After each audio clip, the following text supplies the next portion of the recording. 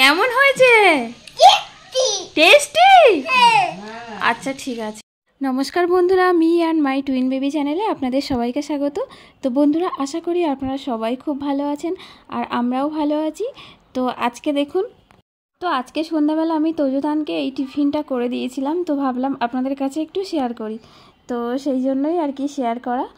তো দেখুন, তো এই রেসিপিটা অনেকেই তো জানেন হয়তো, আবার অনেকেই জানেন না। তো বাসি পাউরুটি বাসি হয়ে গেলে আমরা অনেকেই খাই না, অনেকেই আবার সেঁকে নিয়ে আবার খাই। তো যেহেতু এটা আমি আমার বাড়ির লোক আমরা বড়রা খাই, ঠিক আছে, বাসি পাউরুটির পকোড়া, কিন্তু যেহেতু তোজোতান খাবে, বাচ্চারা খাবে, তো অন্যান্য সময় আমি বাসি পাউরুটি বানালেও এটা যে খুব বাসি তা না, এটা আজকে সকালেই কিনা আমি সন্ধ্যাবেলা করছি, যেহেতু বাচ্চা খাবে, তো ওই জন্য আমি মানে বাসি রুটির পকোড়া আমরা খাবো, ঠিক আছে, ওদেরকে তো দিতে পারি না, সেই জন্য। আর এই রুটির অবস্থা দেখুন, উপরে সব খুবলে গেছে, ওরা দুই ভাই ওরকম অবস্থা করেছে, ওই জন্য এখনও পর্যন্ত দেখুন ওরকম করছে পাশ থেকে, তো সেই জন্য এই অবস্থা আর কি। তো দেখুন, আমি পেঁয়াজ কেটে নিয়েছি আর কুচি কুচি করে আর লঙ্কা কেটে নিয়েছি, আর একটা বাটির মধ্যে জল নিয়ে নিয়েছি। তো এখন এই রুটিগুলো আমি এবার এই জলের মধ্যে দেব, দিয়ে একটুখানি মানে ভিজিয়ে রাখবো না, জলে দেবো, দিয়ে সঙ্গে সঙ্গেই তুলে নেব, নিয়ে খুব ভালো করে মানে জলটা চেপে বার করে দেবো। তো ওই জন্য এই যে আমার ক্ষমতা অনুযায়ী আমি জলটা চেপে বার করে দিচ্ছি, যতটা আর কি জল চেপে বার করে দেওয়া যায় আর কি। তো এইভাবে আমি সব রুটিগুলো মানে যতটুকু টুকরো আমার কাছে আছে সবগুলো আমি এইভাবে জল বার করে নেব, মানে জল দিয়ে ধুয়ে আর কি জলটা চেপে বার করে দেবো। তো বন্ধুরা দেখুন, পাউরুটিগুলো সব জল চেপে বার করে নিয়ে পেঁয়াজ কাঁচা লঙ্কার সাথে রেখে দিয়েছি। এবার দেখুন বেসন দিয়ে দিচ্ছি। তো বেসন আমার আগে থেকে চেলে রাখা আছে। বেসনটা আপনারা আপনাদের পরিমাণ মতো দেবেন, মানে রুটি অনুযায়ী বেসনটা দিতে হবে। তো আমার তো বেশি রুটি না, অল্প রুটি, তো আমি সেরকম পরিমাণে বেসন দিয়ে দিচ্ছি। তো বেসন দেওয়া হয়ে গেছে, এবার আমি এর মধ্যে দিয়ে দিচ্ছি স্বাদ মতো লবণ, এর মধ্যে দিয়ে দিচ্ছি অল্প একটু লঙ্কার গুঁড়ো, এমনি কাঁচা লঙ্কা আছে একটু কুচিয়ে দিয়েছি, তার সাথে একটু লঙ্কা গুঁড়ো দিয়েছি, আর এখানে 1 চামচ আদা রসুনের পেস্ট দিয়ে দিয়েছি, একসাথেই পেস্ট করা ছিল সেটাই দিয়ে দিয়েছি। তো এবার সবগুলো একসাথে আমি ভালো করে মাখিয়ে নিচ্ছি। আর সেই দেখুন ভাজা মশলাটা দিতে আমি ভুলে গেছি, তো সেটা এখন দিয়ে দিচ্ছি। এই যে সব রকম দিয়ে একটা যে মশলা তৈরি করা ছিল সেটাই দিয়ে দিয়েছি। তো যাতে তাড়াতাড়ি হয় সেই জন্য আমি একদিকে কড়াটা বসিয়ে রেখেছিলাম যাতে তাড়াতাড়ি গরম হয়ে যায়, আর এদিকে মেখে নিচ্ছিলাম। তো মাখানো হয়ে গেছে আর কড়াও একসাথে গরম হয়ে গেছে। তো এবার কড়াই সাদা তেল দিয়ে দিচ্ছি। এবার আমি একটা একটা করে পকোড়াগুলো ভেজে নেব। তো আমি এরকম করে দিচ্ছি, এবার যে যেরকম শেপে দিতে পারেন, মানে গোল, লম্বা, চ্যাপ্টা, যে যেরকম পারেন সেরকমভাবেই দেবেন। তো আমি এরকম মানে সুবিধা অনুযায়ী আমি এরকম করে দিচ্ছি। তো বন্ধুরা, এই পকোড়াগুলো ভাজতে আমার বেশি সময় লাগবে না, তার কারণ মানে ছোট ছোট সাইজ করে দিচ্ছি, তাও আবার অনেকটা তেল দেওয়া আছে আর বড় কড়াইয়ে বসিয়েছি, তো আমি পরপর সব দিয়ে দেবো।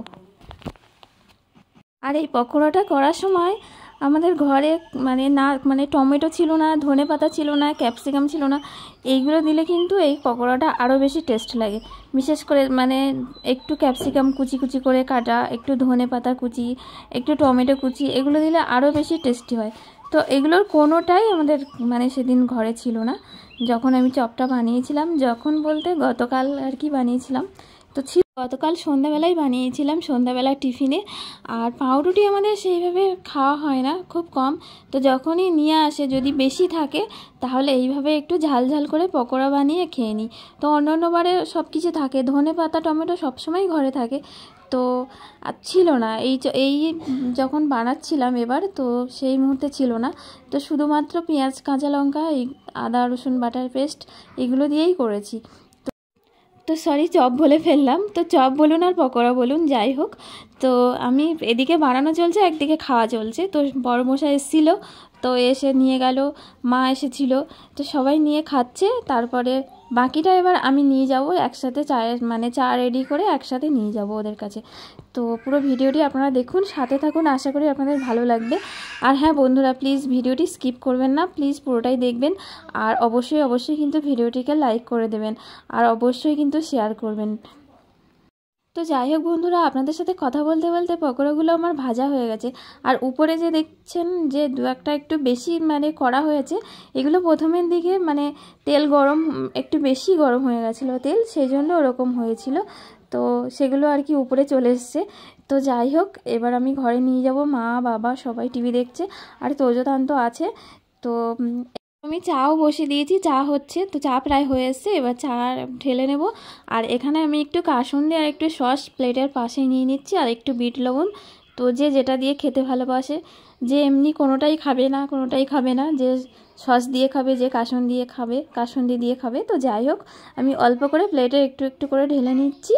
তো নিয়ে এবার আমি যাব ওদের কাছে।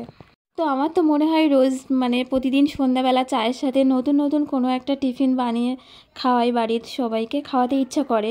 তো সময় হয়ে ওঠে না, তার কারণ আমার 2 জোড়া মানিক আছে।